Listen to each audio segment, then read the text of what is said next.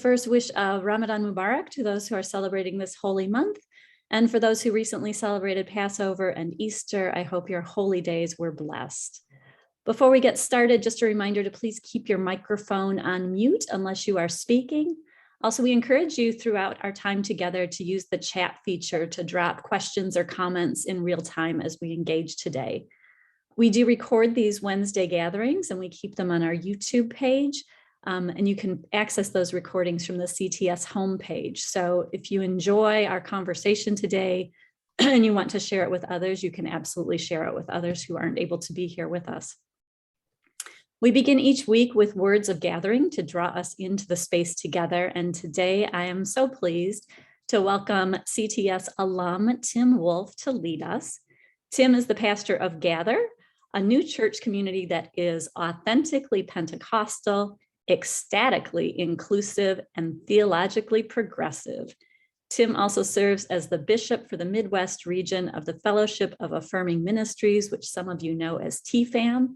Tim, it's always so good to be with you, and I'm delighted to welcome you today. Thank you, Lisa. Good afternoon. It's just so good to be with everyone. I'm just honored, and it's so good to see so many smiling CTS faces. That just brings me home.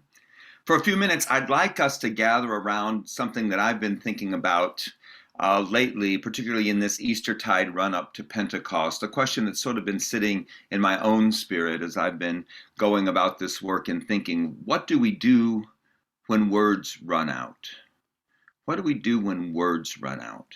Kim Schultz's invitation came with guidance that I hope to honor. She said, start by sharing briefly the specific tradition you come from and your particularity, which she put in italics, in terms of religion, faith, belief, if that makes sense. And I italicized the if that makes sense. Now, I know what she meant, but after a few years of pastoring and preaching, I've never been more sure that religion and faith and belief do not make sense. And I'm good with that. As a queer Pentecostal, I am biologically and spiritually predisposed to view lots of words and labels and theories and opinions with suspicion. You see, I come from two very different yet oddly compatible communities filled with phrase makers who coin new rhymes and reasons that often come close but seldom completely capture their intended meaning. Flip through an old Pentecostal songbook or dig into my queer closet and you'll find piles of words and epithets and cliches that lost their meaning over time, because language can only go so far. And then it drops you off on the roadside and it leaves you with your thumb out, hoping you can catch a ride on whatever the next linguistic 18-wheeler is that drives by. But as a true blue Pentecostal, running out of words is always a welcome thing for me. It makes way for a God who is bigger than language. And so from my perspective, being a theologian, a God talker, inherently confesses language's inability to govern this stubbornly unmanageable reality we call the theos, the I will be who I will be, who mystifies the mountain shepherd Moses, this Holy Spirit who prays for us in groans that cannot be uttered, Allah, the supreme creator whose revelation in the Quran has no match in human speech. So letting words run out is more of a spiritual practice, I think. And it's incredibly hard to do because it's very hard for us to release our grip on wanting or having an explanation for everything, to abdicate our responsibility for rationally working things out, for embracing the art of letting imponderable questions just hang where they need to hang.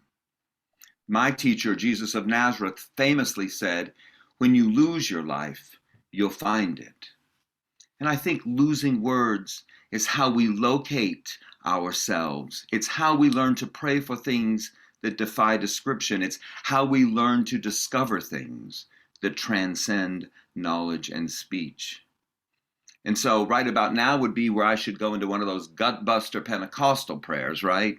But instead I want to just leave you with pieces of a prayer I've come to love by Leslie Takahashi, who's the lead minister of Mount Diablo Unitarian Universalist Church in California.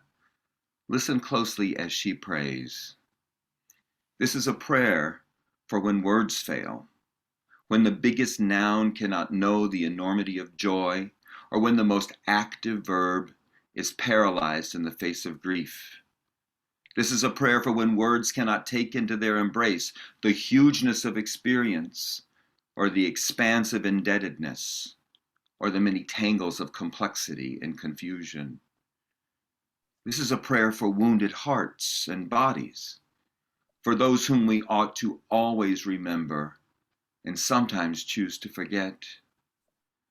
This is a prayer for those times when words fail and all that's left is the yes and the no of it all, and our ability to let the cord of our breath lead us from this moment to the next. So as we gather in this space together today, I pray that the breath that is the divine presence in each of us carries all of us forward. Amen. Amen. Thank you, Tim. Thank you for bringing us into this space together. Friends, today we have with us members from the Chicago 400. This is a grassroots organization comprised of people with past convictions.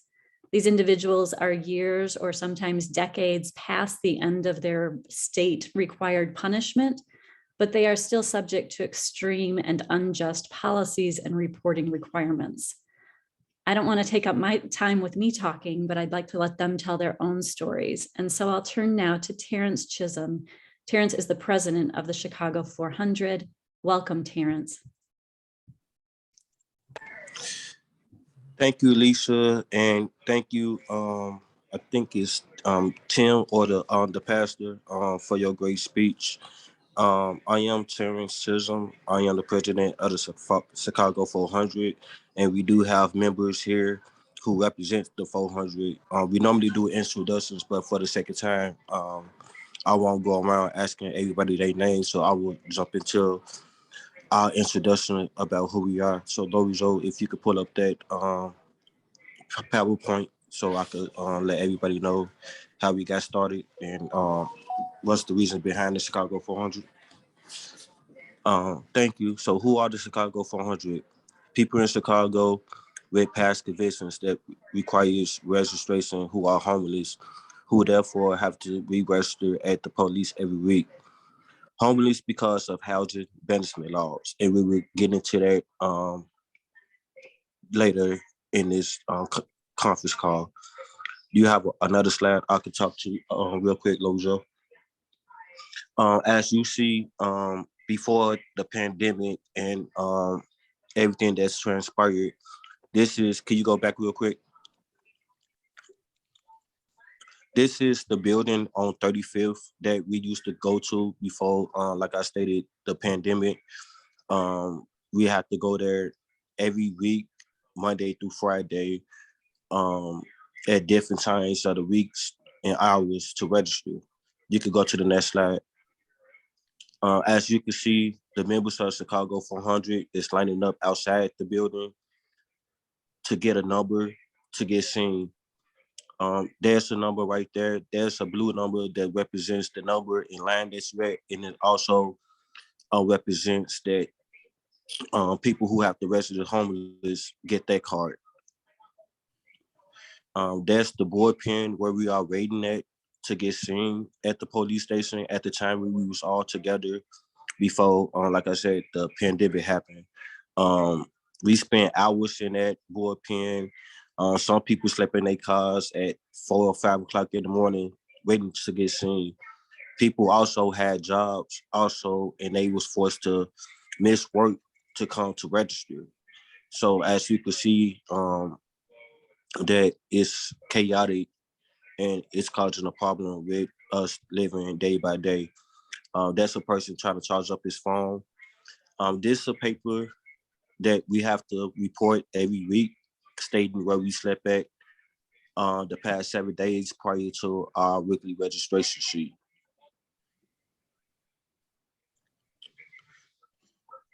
You have another slide? Okay, so here's the key point to this meeting.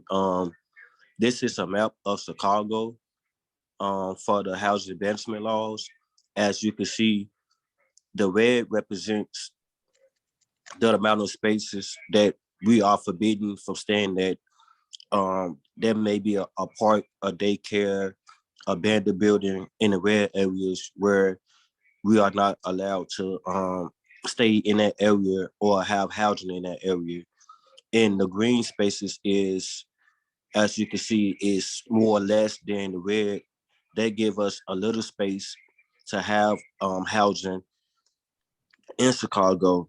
And we want to change these laws like from 200 feet, from from 200 feet to from 500 feet to 250 feet. Excuse me.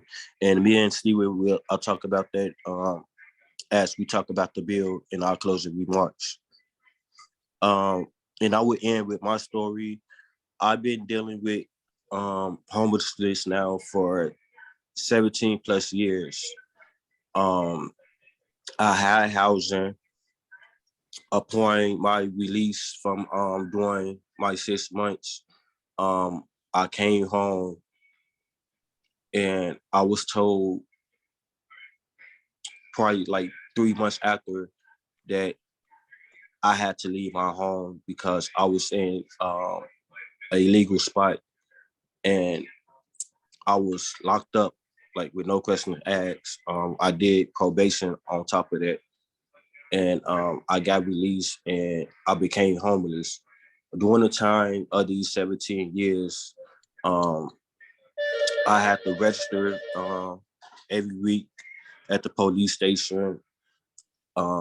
I had a job like everybody else on here who will speak, and I was in school for my GED and my bachelor's. I lost everything. My family stopped talking to me at one point. I'm a man of faith, by the way. Let me just say that. I do believe in God. I do go to church. I have two wonderful boys, ages 14 and 15. Um, I believe that I paid my debt to society and I shouldn't have to be forced, to go through the consequences of not knowing where I'm gonna get my next meal at or where about where I'm laying my head at. Applying the 17 years, I want to say the last 5 to 6, 7 years, I came across Lori Joe. I met her at the police station where y'all saw. We became close, and being with her over the years, it's been an eye opener, and it taught me a lot about being one a human of society. Two, that there's people on the outside looking in that's really want to help people that's dealing with homelessness and dealing with these laws that cause most people like myself and other people to not have housing or to not have a steady job because we are forced with these requirements. Um, I'm grateful to be the Chicago 400 president. It's been an eye opener. I met a lot of people. I spoke to a lot of people, and I believe there's still hope for the Chicago 400 and for the people in Chicago who's dealing with any situation with a background on their neck that causes them to not live daily. In closing, I would just like to thank y'all for allowing us to speak and really, address the issue that we having. And I would give it to my sergeant at arms, Steve Diaz, and he could tell his story and share his insight on the Chicago 400. Thank you and God bless. Hello, how you doing? My name is Stephen Diggs. I am a member of the Chicago 400. I am the Sergeant at Arms. But first of all, I am a father. I'm a grandfather. I'm a husband. I'm a son. I'm a brother. I'm an uncle. I am an alcohol and drug abuse counselor. I am a support specialist. I do believe in accountability. I mean, everyone should be held accountable for their actions. But after that conviction, we should be able to rebuild our lives. This is a serious reentry issue that you have to register every week. It kind of stagnate us from getting jobs and adequate housing. We are being sabotaged and we are made homeless. I had a conviction. I had a home. I had a great relationship with my neighbors. We did cookouts. I was great with people in the community. The police came and told me because I was 18 inches inside of the 500 feet zoning law that I had to move, and I became homeless. They put me in a new environment.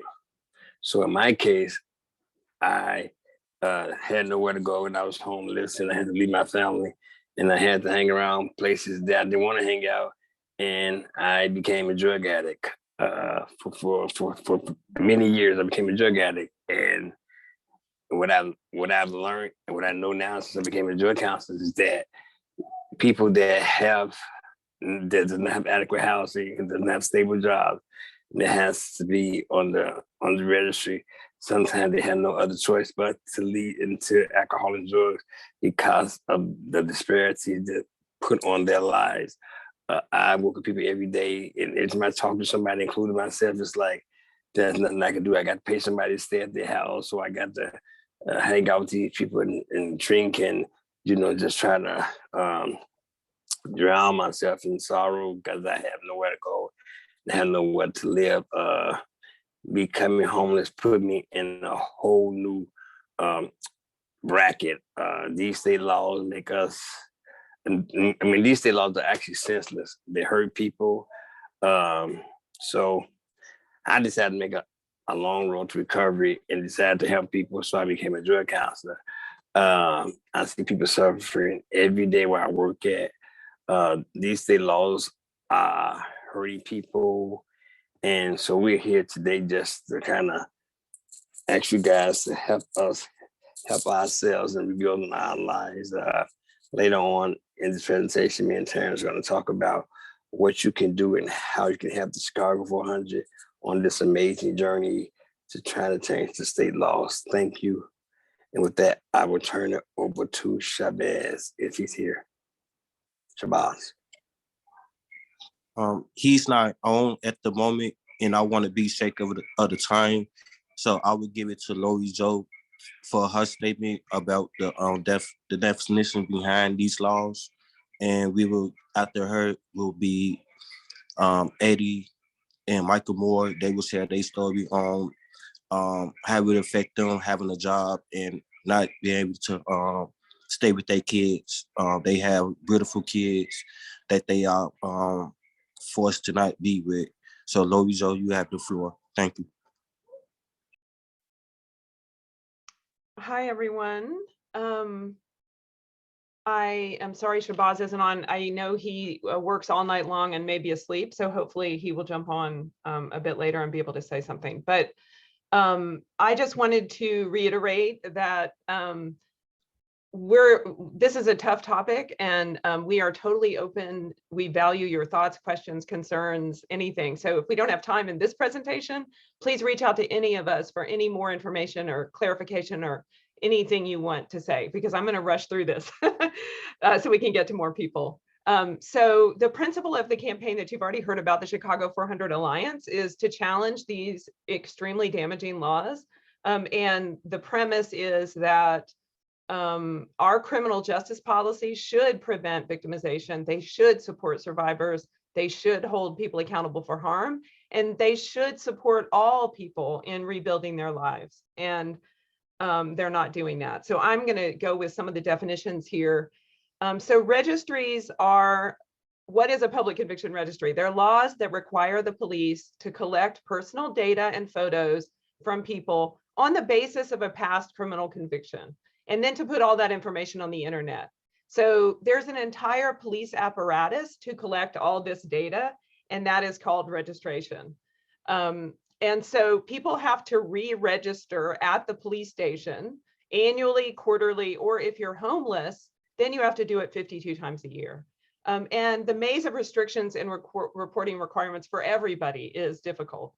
People have to, if you live, work, and go to school in 3 places, you register in 3 places. You have to, if you leave your address for 72 hours, if you stay anywhere 3 days per year, you have to re-register all these times. And failing to keep up with these convoluted and contradictory laws is a felony.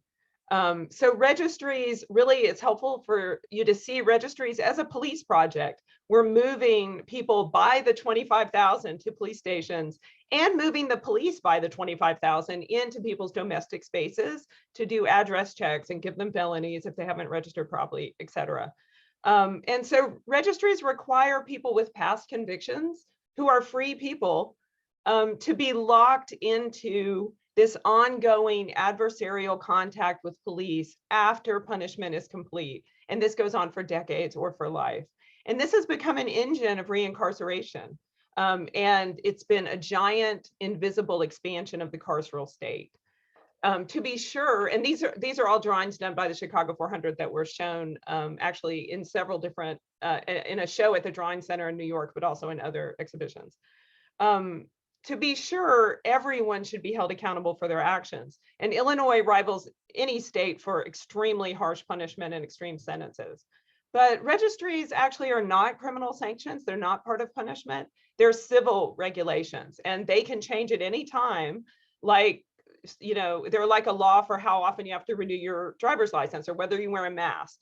And for people subject to these laws, they mainly impact people after they've served their time and when they're trying to rebuild their lives.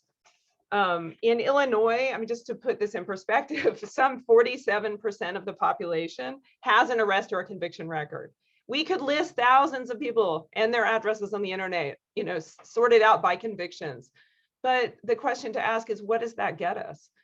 In this wave of mass incarceration of the last 30 years, Illinois legislators created conviction registries for just about everything, for murder, violent offenses against youth, methamphetamine manufacturing, arson. Of course, everyone knows about the sex offense registry. Chicago has its own gun offense registry. We have staggering rates of people listed on registries. 1 in every 212 men in Illinois is on the sex offense registry. For Black men, that number is 1 in 84. And if you look at all the registries, 1 in 145 men are listed, and 1 in 42 Black men in our state is listed on a public conviction registry. These numbers are a wake-up call to the exponential impact of policies that really have been taken for granted. But one thing is clear: gun violence, sexual violence, domestic violence, child abuse, robbery, carjacking, substance abuse are not prevented by listing people with past convictions on the internet. That's not public safety. So why do we have these laws? The really short answer is that legislators piled on these laws so they could run direct mail flyers that they were tough on crime. And that's also kind of the long answer, honestly. They and everyone has to vote for these laws once they introduce them, or they risk an attack ad. And this is a true crisis of lawmaking. And legislators, I mean, they're honest about it, and they even joke about it.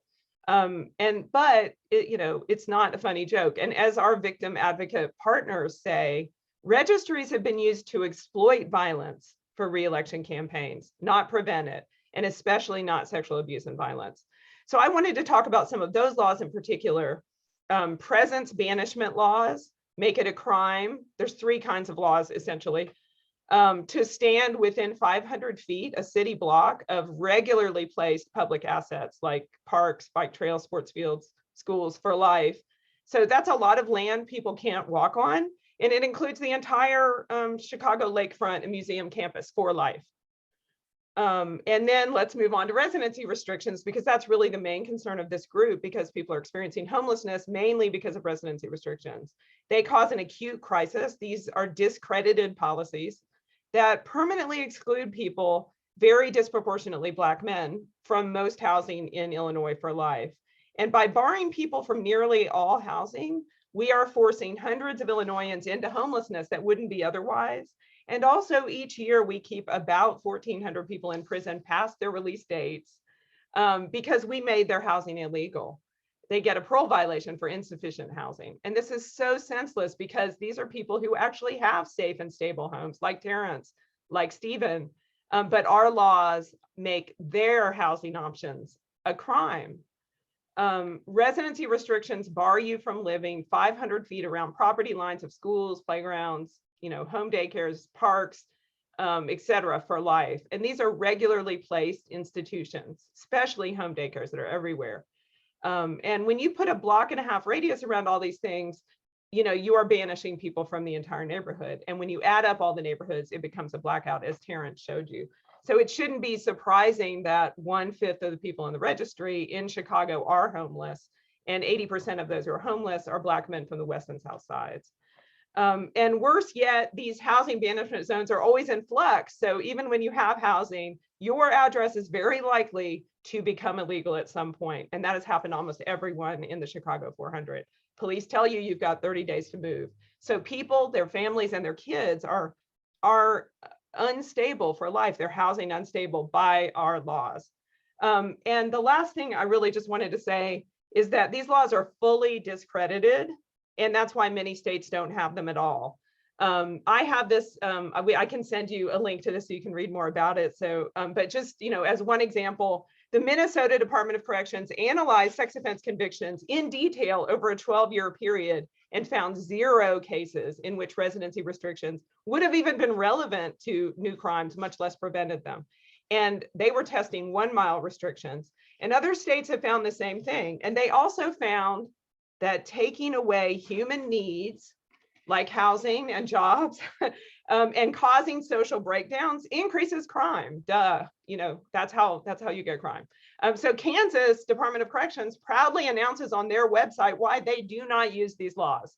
I wish Illinois could be at that point of, you know, rationality, courage, and, you know, clarity about what's true public safety. These laws don't work for many reasons that we already know. People on registries overwhelmingly build successful lives. The supermajority of new arrests for sex offenses are people not on registries at all. So we're ignoring what we should be focusing on, which is prevention, which is, you know, among the many, you know, these things take place in families, in communities, and that's where they should be prevented, not narrowing down on people who have served their time and are actually doing great. And then I think I'll just skip that for now, but the focus on registries and strangers also, and this is why we are partnered with victim advocates in this work, they cause people to recognize or misjudge their own risk of being abused or of committing abuse. There's so many pathways to interpersonal violence and abuse, and the system itself is not working. There's vast underreporting. Registries are not helping with that, and they're not, you know, at all helping with prevention. So I wanted to say a little bit more, but I think I'm going to stop and we can go back. But, you know, these are all reasons that we should never use the labels the state gives us, and recognize that people are people with past convictions, and, you know, use that terminology, and remember that these are real people, and, you know, people would do even better if we weren't sabotaging them.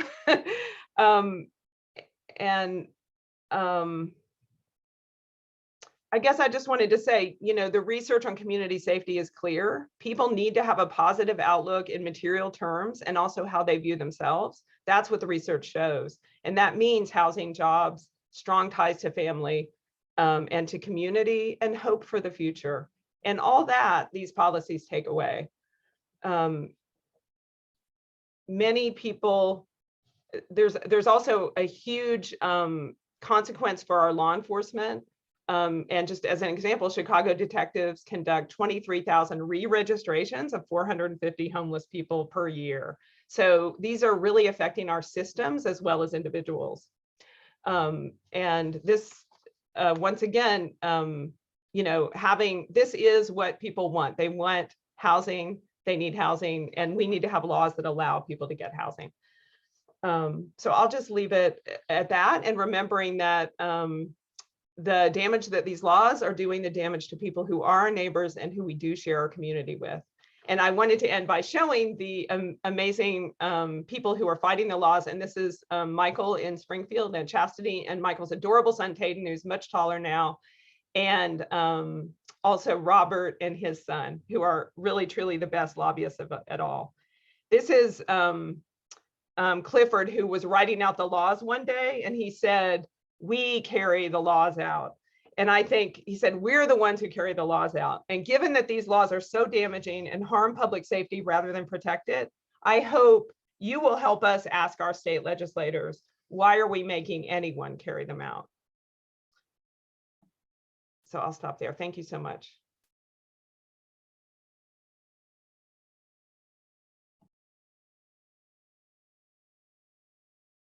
I don't know if Terrence is here, but we were going to go to Michael next.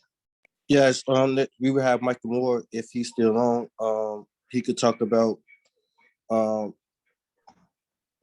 how it affect him having a house and was forced out of his house and not to be able to, be productive or be with his kids. So, Michael, if you have time, you have the floor.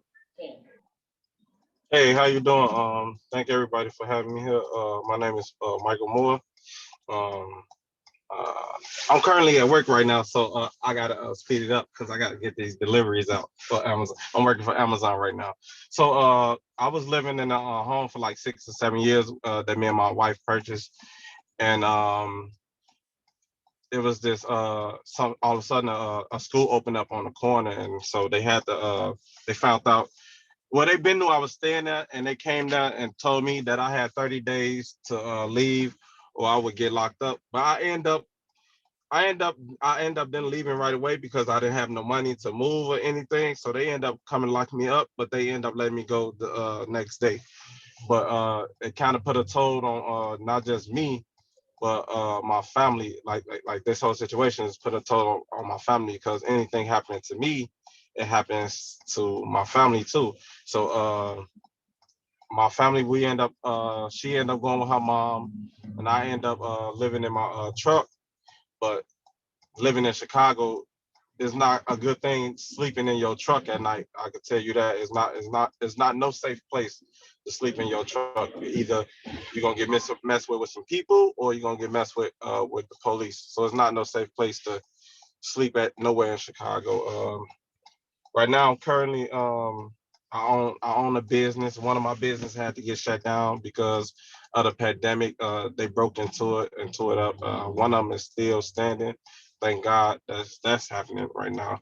But it's still a struggle because we're going back and forth with them weekly, seeing them weekly, and it's making it more harder. So I have to be there with them, take Tatum to school, drop Tatum off at school in the morning, and then go there, see them, and then be back before Tatum get out of school, which is okay for now because the officer he kind of know my situation, so he kind of make sure he have my paperwork done and stuff because I don't be getting in no trouble. So other than that, yeah, it's hard right now. It's frustrating. It's stressful. I'm currently on medication right now. I'm a diabetic and I got high blood pressure. And I was gonna take these sleeping pills, but I told them I can't because I'm sleeping in my car and I don't want to be sleeping forever in my car and something happened. But yeah, it's kind of hard right now. But I try to make everything happen, not just for myself, but for my kids. I got 3 kids, Tatum, Narelle, and MJ, y'all seen on the picture. So yeah, it's kind of hard. A lot of them, because I tell them I work at night, so Tatum won't be worried because he do call me on FaceTime all the time, asking me where I'm at, and I have to tell him I'm at work. But he think I work 2 jobs, one at Amazon and one at night. But I don't want to let him know that I'm sleeping in my car because right now he at the stage of asking a lot of questions, and he's really smart. So that's all I have to say. Thanks, brother Mike, for your story and testimony. It was powerful and it was on point. I will let Eddie speak next, and me and Steve will come back with the bill that we have in place, and we will close out with questions and answers from you, Tim, and your people. Eddie, you can have the floor now. Thank you. How everybody doing today? Can you hear me? Oh, Gary, then Eddie. I'm sorry. Gary, then Eddie. I apologize.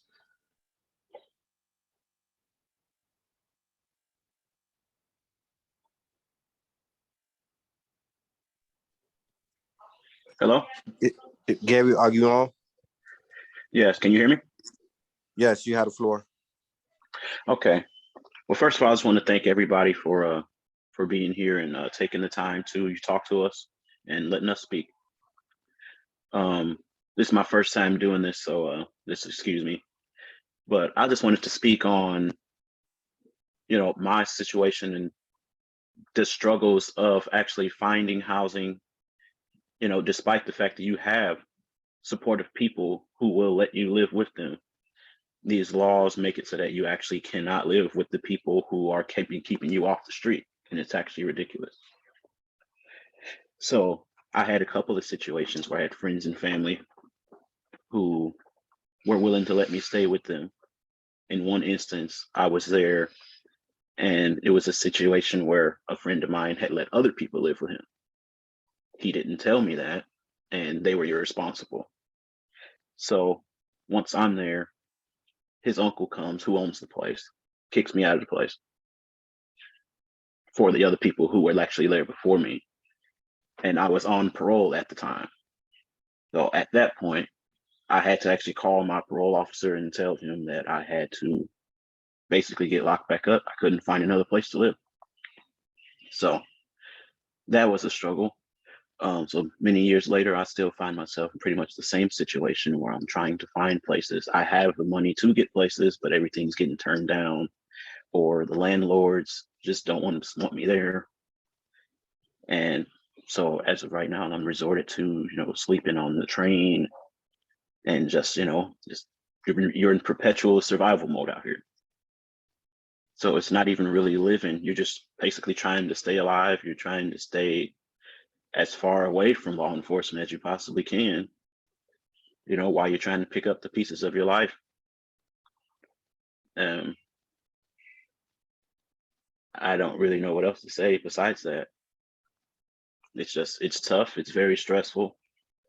I get very little sleep, but I have to continue. I have a good job.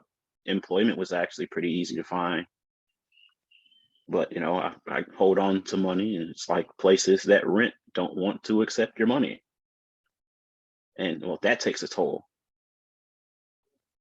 So it's just the constant stress of like every week you're wondering like, are they going to lock me up this week because of something that came up?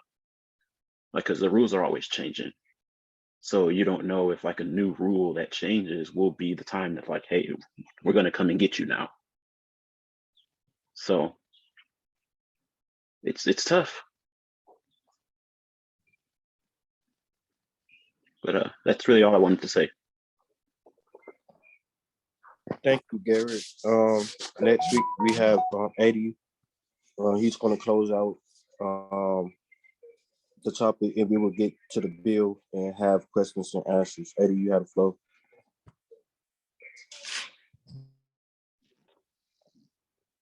Can you guys hear me? Hello? Yes, we can hear you. Okay. How you doing? First and foremost, I just want to thank everybody for being here today, joining this meeting. I want to thank everybody for all the support. And most importantly, I just want to thank everybody just for listening, because the reality of the situation is nobody is listening to us. And I know this only like the first step, but a listening ear can help a person in our situation go a long way, because like I said, nobody's listening to us. Nobody want to hear it. They just think that, okay, you did the crime, whatever. My name's Eddie Love. I'm a husband. I'm a father of 4. I have a 16-year-old, 11-year-old, 9-year-old, and also I have a 5-year-old. I'm the only man in their life. I'm the only source of income in their mother's household that I can't live in because because of the restrictions. So I'm basically homeless, but I'm supporting my family the best way that I can without violating any restrictions or anything like that. It was very hard for me being released from prison because there's nowhere that we're really allowed to stay. Nobody thought that I was going to be released. The police, they laughed at me when my release date was coming up. By the grace of God, I had a family member who put their own living situation in jeopardy just so I can be able to be released. That release was short and sweet because of the fact that I wasn't able to pay rent at the place that I was at because I wasn't able to get a job in time enough, and my release was only for 45, maybe 50 days, and then my parole was violated. I went back to prison. It hurt. It still hurt thinking about it. I had 3 years of mandatory supervised release, house arrest. That's when they put the house arrest band on your ankle and they monitor you for your parole time. What I didn't know is when I went back to prison for the parole violation, because I couldn't afford to pay my rent and my family couldn't afford to pay the rent, that I had to do 85% of my parole time, which was over 2 years. So I ended up doing way more time than they gave me. I'm gonna try to keep it brief and try to keep my emotions in check. I quit a job when I finished my parole time and I got out. I was not on any parole. I just had to register weekly because I was homeless. I was just so happy to be home. I got a job. I started working in the food industry. We gonna fast forward past a little bit past that. The pandemic hit. Actually, let me go back. The temp service that I was working at didn't want to hire me because of my background. I told my story to one of the women there, and it moved her, and she gave me an opportunity to work and provide for my family. So I was a cook at numerous places. I was so good that everywhere where these people sent me, that they wanted to hire me. But I knew that the lady was giving me an opportunity to work, and if anybody ran my background, that not only would I be terminated from my position, but that company would also been responsible for, allowing me to work. And I didn't want to do that. So I couldn't excel at my craft because of this situation and because of the restrictions. Now we're going to fast forward to the pandemic. Everything is put on pause. No money, no anything. And I was forced to adapt. And I created my own business. I have my own handyman business that I do. It's called Eddie's Handiwork. And all that money that I make from there go towards my family and the support for my family and my kids. I recently started a contracting business. It's just so hard because it's like, when you take accountability for your actions, you know what I'm saying? And they say, you go to jail, you become rehabilitated, and then, within hopes that you'll become a better person. But then when we release, we're never given a chance to show that we're rehabilitated, that we are better people. We're never given a chance to show like, okay, I made a mistake. I take full responsibility for this mistake. And I want to be better, and I'm going to be better. We're not given that opportunity. We're looked at sideways. The officers at the registration place is extreme. Not all of them. I'm not going to say everyone, but majority of them are extremely judgmental. They're extremely rude. They don't hear you out because in their head they don't have to hear you out. You're just there to give them that paper with your locations on there, and then you can beat it. You know what I'm saying? I think that is really, really unfair. I just wish it was a way that we can change some of these laws or restrictions. I went as far as to check an address myself, like literally measured the distance from that address to, where they say I couldn't be. I had someone to measure this because, I'm in the construction field. So I had someone to literally measure it, and it was not 500 feet. But when I gave the address to the officers, they told me that it was within 500 feet. And that was it. No explaining, no showing me nothing on no map. I couldn't plead my case because when I told them that I had measured it, they thought that I undermined them and basically was saying that they wasn't doing their job when I was just trying to, help my situation. Like I was just trying to make sure. I wasn't trying to undermine anybody or anything like that. So I got so many thoughts running through my head right now. I'm sorry. It's just so rough. yeah, I'm gonna leave off with that. And I just want to thank everybody for listening and everybody for joining. And I hope, hopefully, that we can get somewhere with this. Thank you. Thank you, Eddie, for your testimony. It was powerful. The last thing on our agenda is redemption, and we want to talk about the bill and leave the final couple of minutes for y'all to have any questions for the Chicago 400. So, Stephen, I will let you start with the redemptions, and I will close out with the next steps and how can y'all help us. And if y'all have any questions, we will open it up for questions and answers as we close this meeting. Stephen, you can have the floor.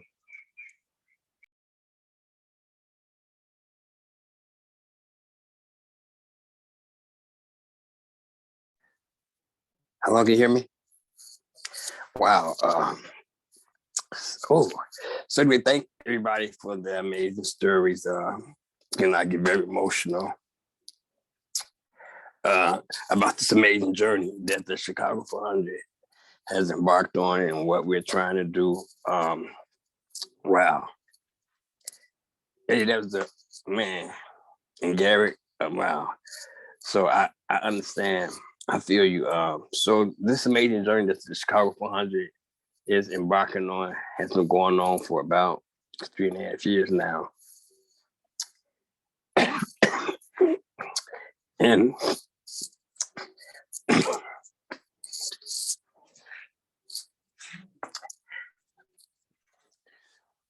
so this amazing journey that we're embarking on, when we're trying to change our lives, we're trying to be normal human beings. I mean, we do believe in accountability. We do believe in public safety, and we do believe in being in productive members of society. And all we asking for is some stability and some stable employment. I can't say enough about what Chicago 400 has been doing and what we're about to do. We have a bill which is called HB 3913, if I'm not mistaken, and we're asking that the state legislature can cut down the 500 feet to 250 feet and to kind of end the weekly registration and stuff like that. I'm so caught up right now, but I just think everybody that's listening, and if anybody wants to be a part of this, we have some stuff in the text to help us. We need volunteers. We really need volunteers. This is not a non-for-profit organization. This is a campaign. So everything that we do on our own. We the Chicago 400. We're doing this for ourselves and for our families. Terry, you can take over now. Okay. Thank you so much, Stephen. And again, Eddie and Michael Moore and Gary, y'all all have been a key factor to this meeting. As you see, everybody, that it hits home with us. It becomes emotional and difficult and hard to tell our stories to people, but our stories does matter and they need to be heard. But unfortunately, I look up to these people as the president, like Stephen, Michael Moore, and Eddie, because they have younger kids than us, and we all fathers.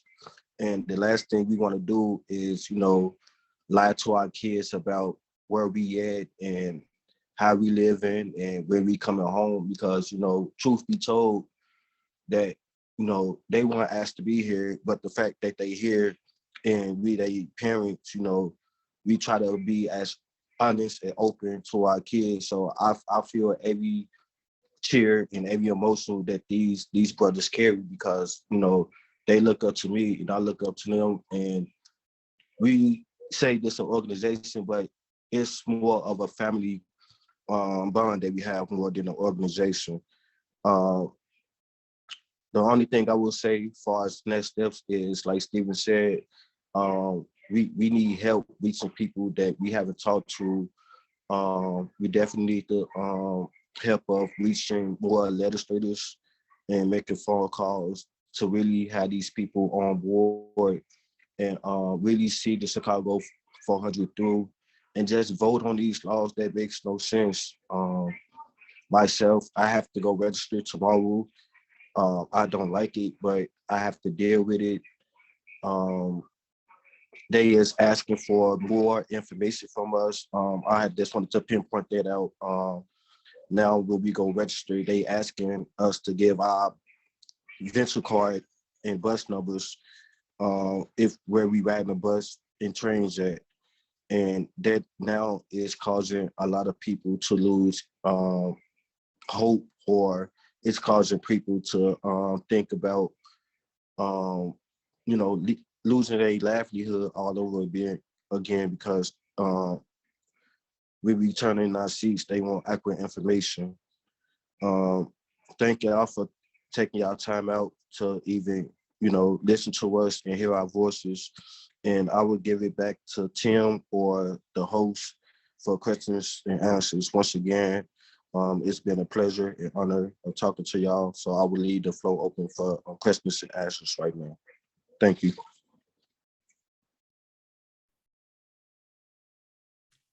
Thank you, Terrence.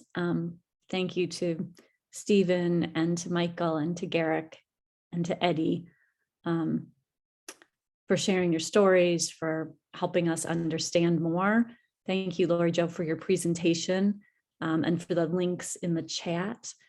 We have almost 10 minutes, so I'd love to open it up for questions, discussions, follow-up, even just comments. Floor is open.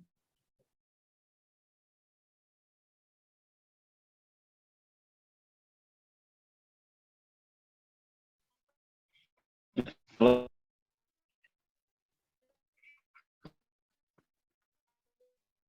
Can anybody hear me? Yeah, I can hear you. Okay. Yeah, I just wanted to say that, the way things are set up, it really feels like a prison inside of a prison, and you're on curfew, just like you would be in prison, where there's only so much time that you have until you, have to lay your head down somewhere so you can put something on a sheet of paper. So whatever you do, you're going to have to stop that to make sure that you can be somewhere that the paper shows.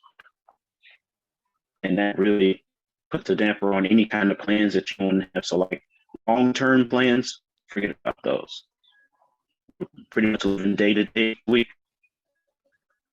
And that's not a stress level that I would wish on my worst enemy. It's tough. I have a significant other in my life, and she's trying to help me out through this, and it's going to have a problem. That's going to be, it's taking a toll on her. So that's all. Thanks for that, Garrick. One of the things that we talk about at CTS is the power of stories and the power of hearing someone's story. And I was talking to Lori Jo in preparation for this about how, once you hear someone's story, you internalize that. We feel you. And it's different than looking at a website and reading about something, right? We feel it. And Marva, you've got your hand up, so I'll go to you now. Good morning, everybody. It's very nice to be here today. This was really a special program, and I am so happy that you presented it because I don't know the extent of after a person has served their time, that their lives are made so much worse by having to do this. This to me is just unjust. And I got the information because I want to be involved in some way. So I would like to write to these people or to the legislators or whoever it is that can change these laws, because they are unjust laws to me. And I would also like to be able to make donations to this organization. Your organization is very much needed. And I'm glad you started the Chicago 400.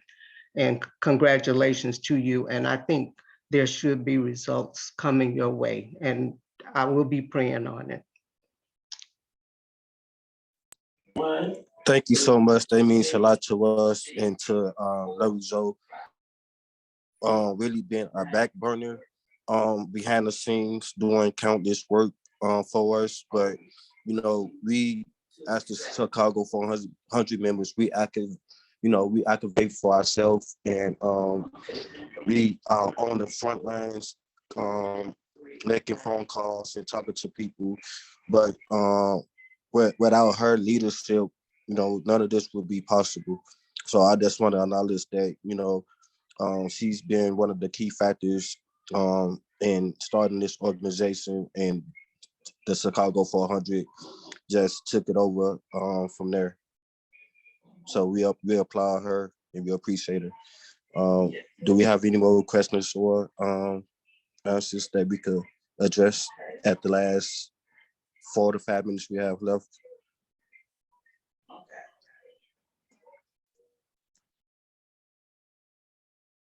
This is Rob Lapp in Denver. I would observe that we're having a trustees meeting next week. And it strikes me how poignant it would be if these various presentations today were repeated to the entire board, because this is the most incredible situation going on in Chicago. And the seminary really can't just sit by and watch. And so I'd like to make that recommendation. I'm not going to be able to be at the meeting next week because I'm going to be in the hospital, but I think it would be really meaningful for these presentations, these individual statements, to be shared with the entire board.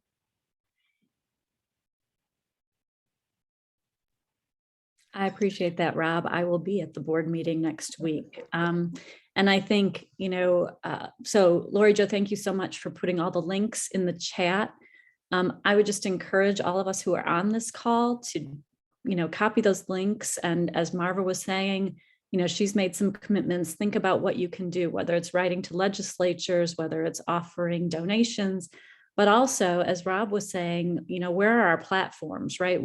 There are people on here who lead faith congregations. Can you devote one of your worship services to educating your congregation about this, and maybe taking that whole congregation, right? I'm one voice by myself, but if I leverage all of CTS, and as Rob is saying, including our board of trustees and our faculty and our students to take action, that's how these campaigns really move forward. And that's the best way that we can honor the stories and the lives of the people that we've heard. I've been touched by all of your stories, but it's not enough to just be touched, right? Now the question is, what do I do with that? And our motto at CTS is justice lives here. And if we believe that we are about bringing justice to life, we have an opportunity to engage and to create change. And this is a solvable problem. There is legislature out there that can improve the lives, and it might be step by step. So it might be saying we move from 500 feet to 200 feet. We might not be able to abolish it right now, but it's step by step. And there are ways in which all of us can make a difference. And I hope that everyone on this call will feel compelled to pledge themselves to do that, and to take action.